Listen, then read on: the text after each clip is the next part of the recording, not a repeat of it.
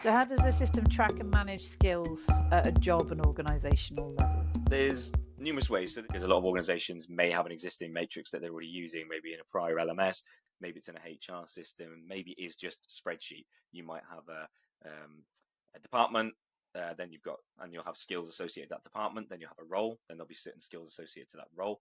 And basically what we do within Learn 365 is we leverage Microsoft 365 groups and we associate them to those specific criteria, and then we can target people based on that. So if you sit within like the IT team, for example, your courses that you see are going to be very different, and the skills that are associated to those courses are going to be very specific to you.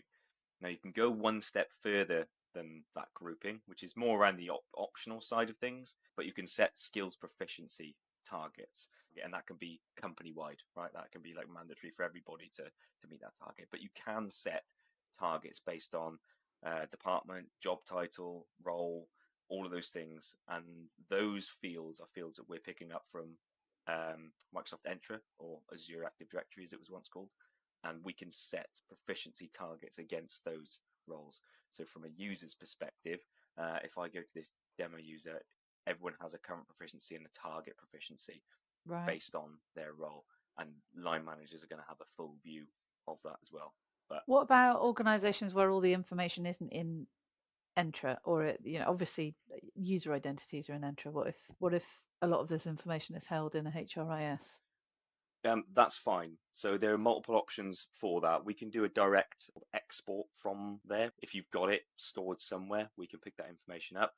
Ideally, the cleanest way is for a connection to be made. If it's the HRIS system, like you mentioned there, is to actually get a connection between the HRIS system and your Microsoft Entra, because that's the easiest way, because it will just Mm, be automated and native then. But there are options. We can synchronize data from a different source, so that can happen as well.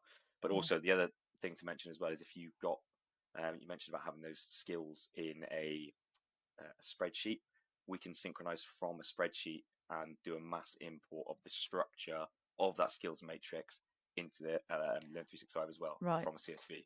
So So replicating it in here so that it can then be yes, maintained and managed in Learn 365 onwards. exactly.